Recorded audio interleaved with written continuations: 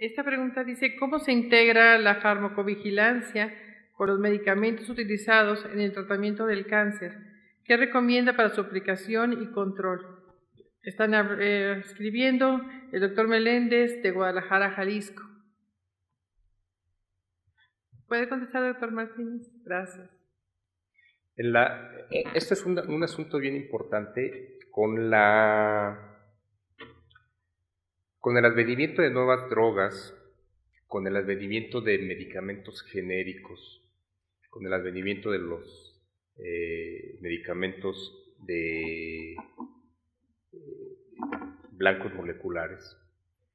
En la actualidad, en la mayoría de las instituciones se están haciendo o se están formando departamentos con gente capacitada para investigar todos los efectos adversos de los medicamentos. Y esto es un asunto bien importante que existe desde hace muchos años, pero que en muchos lugares no se llevaba a cabo. Y esto es con el fin de determinar cuáles son los agentes o cuáles son los efectos adversos que tiene cierto medicamento. Y esta es la única forma de poder determinar si el medicamento no nada más está siendo útil, sino cuáles son los efectos adversos que está teniendo y actuar en consecuencia.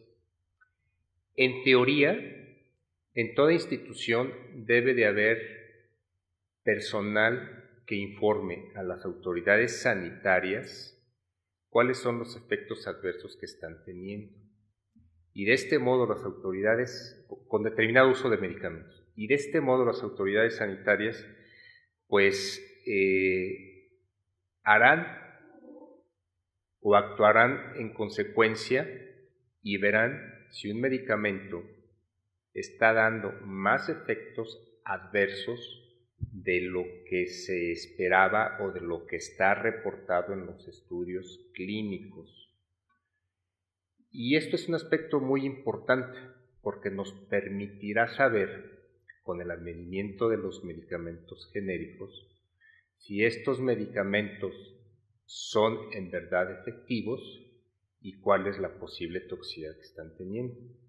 Y no nada más con los genéricos, sino también con los de patente.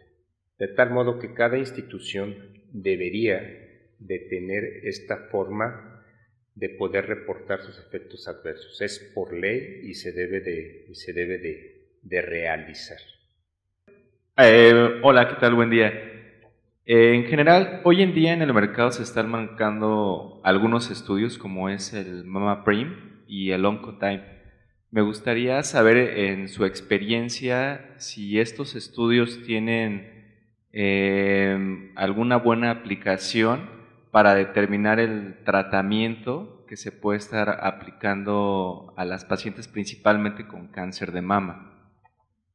Los estudios multigénicos son realmente un advenimiento para varias neoplasias y en particular para cáncer de mama. Dos mencionaron, que es el Oncotype DX y el MammaPrint. El MammaPrint antes se hacía en tejido fresco, era un poco difícil obtenerlo, ahora se puede hacer en los bloques de parafina.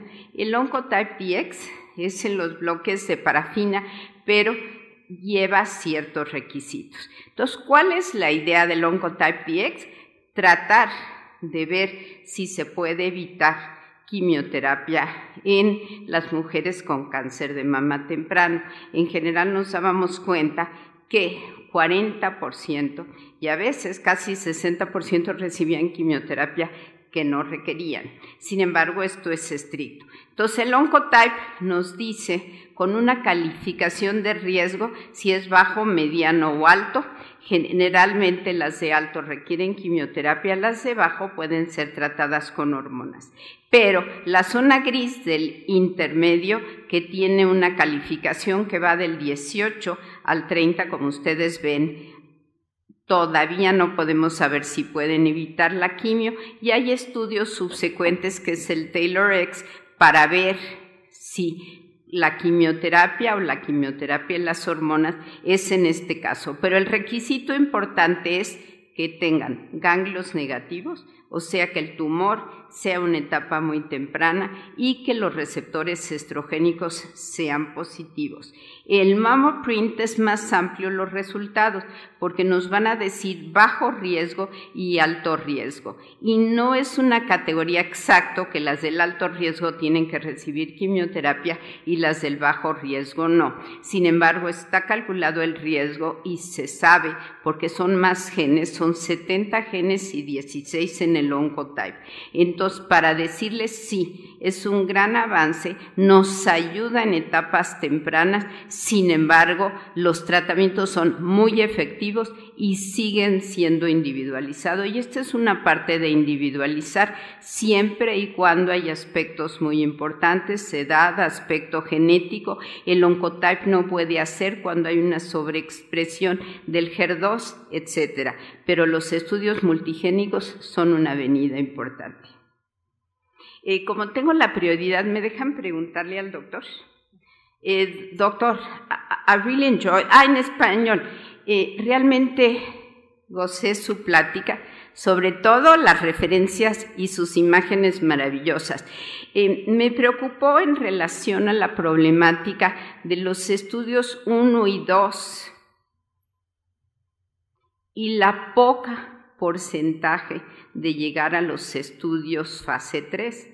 Y los estudios fase 3 es los que a veces nos toca a nosotros. Entonces, mi pregunta es, en su esfera de cristal, ¿cuál sería la respuesta en las fase 3 que invitaran a más países o más gentes en participar, o que las fases 1 se hicieran en otros sitios, o cuál sería el porqué de ese crucigrama que es bastante frustrante en los estudios de cáncer?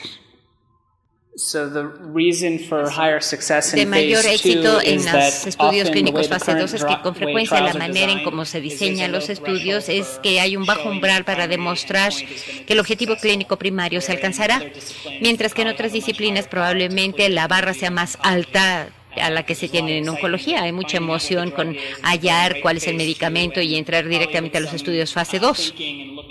Y tal vez hubo poca consideración para identificar a los pacientes correctos y colocar a todos con cáncer de mama y de pulmón en los estudios clase 2, poniendo la barra más alto, demostrando que se va a alcanzar el éxito. Como crizotinib para el cáncer pulmonar, probablemente se puede encontrar más éxito si encontramos estudios fase 3 y es que se exigen esos estudios. Vemos estudios fase 3 para el entorno de adyuvantes para cáncer de mama y algunos otros cánceres, porque hay que ver el efecto de tratamiento y la seguridad de los mismos, que requiere un mayor número de pacientes, y dar seguimiento durante varios años a los pacientes para ver los resultados. Y creo que todavía veremos un gran compromiso para los estudios de fase 3 en los entornos de terapias adyuvantes en cáncer de mama. Esa es mi predicción.